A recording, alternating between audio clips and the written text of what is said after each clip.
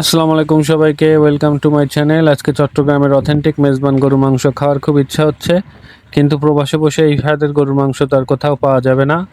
আর শুধু গরু মাংস খাওয়ার জন্য দেশে যাওয়া সম্ভব না, সো যেখানে যাওয়া সম্ভব চলে আসলাম সেখানে কিচেনে। আজকে আপনাদেরকে তৈরি করে দেখাবো অথেন্টিক মেজবান গরুর মাংস সোলার ডাল দিয়ে সঠিক মশলা ধীর আঁচে রান্না করা অসাধারণ স্বাদের এই রেসিপি আপনার পরিবারের সবাইকে মুগ্ধ করবে।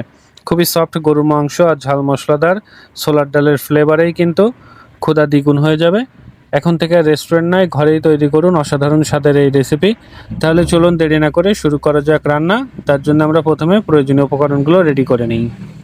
রান্নাটা করার জন্য আমরা মাংসটা প্রথমে ম্যারিনেট করে নিব। পাতিলের মধ্যে নিয়ে নিলাম গরু মাংস। গরু মাংসটা দিয়ে এখন আমরা দিয়ে দিব গোটা মশলা। গোটা মশলার জন্য এখন আমরা নিয়েছি লবঙ্গ দিয়ে দিব 7 থেকে 8টা, কালো গোলমরিচ দিয়ে দিব 20 থেকে 25টা, ডালচিনি এখানে আমরা নিয়েছি 10 থেকে 12টা ছোট ছোট টুকরা, এলাচি নিয়েছি 10 থেকে 12টা।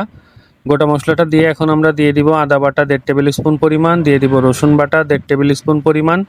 এখানে আমরা দিয়ে দিব কাঁচামরিচ 15 থেকে 20টা মাঝখান থেকে ফালি করে। কাঁচামরিচটা আমরা একটু বেশি দিয়েছি, কারণ মালয়েশিয়ার মরিচে কিন্তু খুব একটা ঝাল হয় না। মরিচটা আপনারা আপনাদের স্বাদ মতো ইউজ করতে পারেন।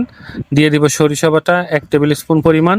এখানে আমরা হাফ জয়ফল এবং একটা জয়ত্রী বেটে গুঁড়া করে নিয়েছি, দিয়ে দিব জয়ফল জয়ত্রী বাটা।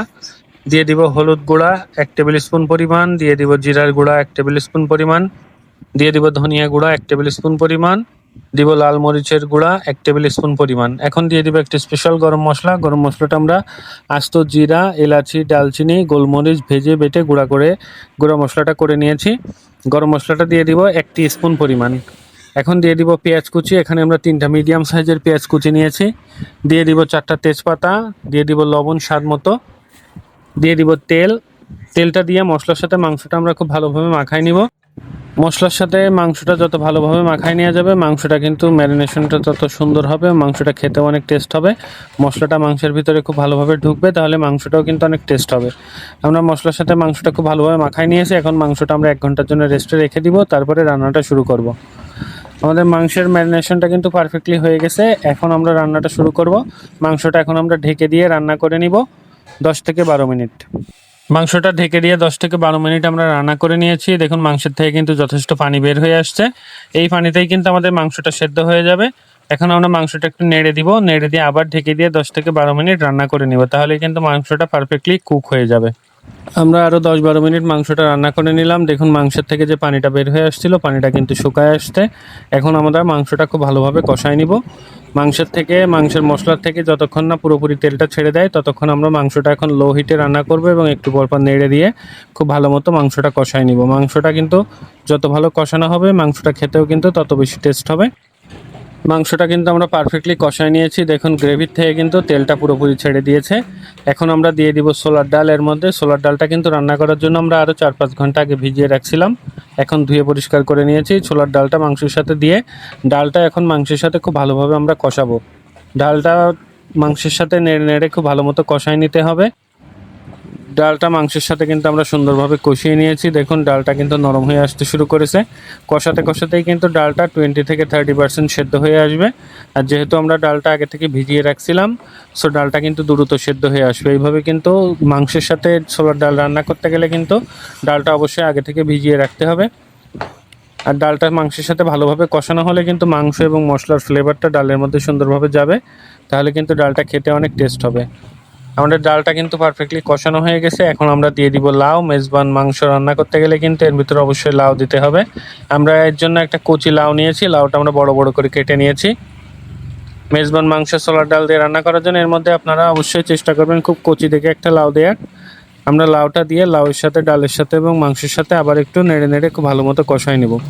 এই সময় কিন্তু পুরোটা সময় নেড়ে দিতে হবে, যেহেতু গ্রেভিটা এখন ঘন হয়ে আসছে।